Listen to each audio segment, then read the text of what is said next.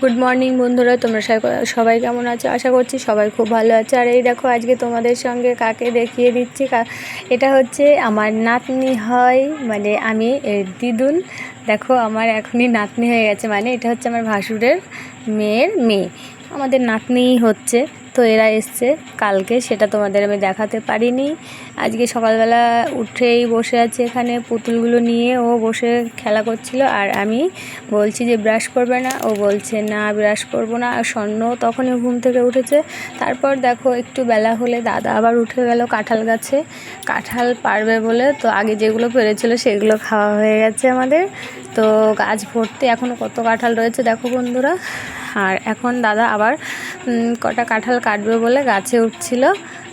দেখো কি সুন্দর করে উঠে যাচ্ছে গাছে। যাই হোক, তো আমাদের বাড়ি কাঁঠাল খাওয়ার অনেক লোক আছে। আমার ছেলে মেয়ে, 3 ছেলে মেয়ে, ওরাও কাঁঠাল খুব ভালো খায়। আমার শ্বশুর, আমার ভাসুররা, মানে এরা সবাই কাঁঠাল খুব পছন্দ করে। কিন্তু আমার অত ভালো লাগে না কাঁঠালটা, 2-1 পিস ঠিক আছে। রকি ধরিয়ে দিল কাঁচিটা দাদাকে। দাদা তো আর ওইটা নিয়ে উঠতে পারেনি। আর দাদা ওই দিক দিয়ে কাটছে আর আমি এই দিকে দাঁড়িয়েছি। তো দেখো সুন্দর লাগছে আমাদের গাছে কাঁঠালগুলো। অনেক কাঁঠাল ছিল বন্ধুরা, অনেক অনেক।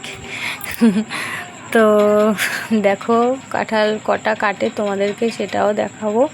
অনেকগুলোই কাটবে মনে হচ্ছে যা। তো এখন নিচে ওইদিকে আছে, জলি আছে, রকি আছে, আরও আমার মেয়ে আছে, মিনময় আছে, সবাই ওখানে রয়েছে দাঁড়িয়ে। ওইটা হচ্ছে আমার স্বর্ণ। দেখো কাঁঠালে আঠা পড়ছে বলে ওই জন্য জলি আবার কাগজটা পেতে দিয়েছে ওখানে, যাতে আঠাটা নিচে না পড়ে। কাগজের ওপরে বা ওই পাতার ওপরে পড়লে ওটা ধরে ফেলে দিলে হয়ে যাবে, না হলে সব জায়গায় আঠাটা মেখে যাবে, কাঁঠালের আঠা। যাই হোক, লাগলে পরে আর ছাড়ে না। তো দাদা আর একটু উপরে উঠছে, মানে নিচে থেকে যেটা কাটা সেটা কাটা হয়ে গেছে, দেখে দেখে কাটতে হচ্ছে। মানে যেটা কাটার মতো সেটা কাটছে, আর যেটা কাটার মতো না সেটা কাটছে না।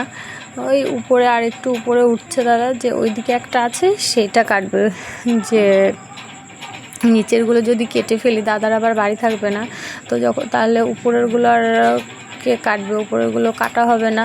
সেই জন্য দাদা ওই উপরে ওই কাঁঠালটা কাটছে। দেখো মানে ওখানে সাপোর্ট দেওয়ার মতো কিছু, মানে কোনো ডাল নেই।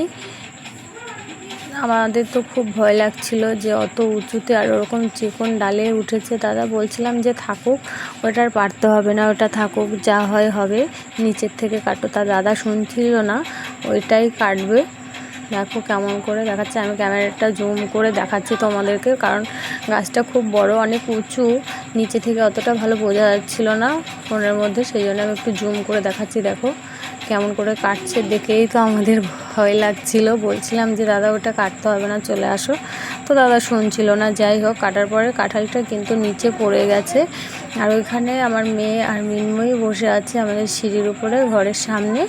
তো আরেকটু হলেই ওদের গায়ে লাগতো। আর রকি ওদের বকছিল যে ওখান থেকে সরে বসতে বললাম, সরলি না যদি গায়ে লাগতো। তো যাই হোক, লাগেনি ভাগ্যিস।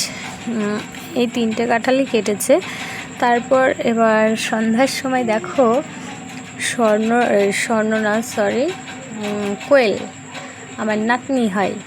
দেখো কি করেছে মুখে, ওইগুলো কি মাখিয়েছে বলো তো? ওগুলো হচ্ছে লিপস্টিক মেখে একদম ও একা সেজেছে কত সুন্দর করে। দেখো, তো যারা চ্যানেলে নতুন আছো তারা কিন্তু চ্যানেলটিকে অবশ্যই সাবস্ক্রাইব করে দিও, আর লাইক কমেন্ট শেয়ার করো, পাশে থেকো। আজকের ব্লগটা আর বেশি কিছু বাড়াচ্ছি না, আর কিছু 2-1 কথা হয়তো বলতে পারি।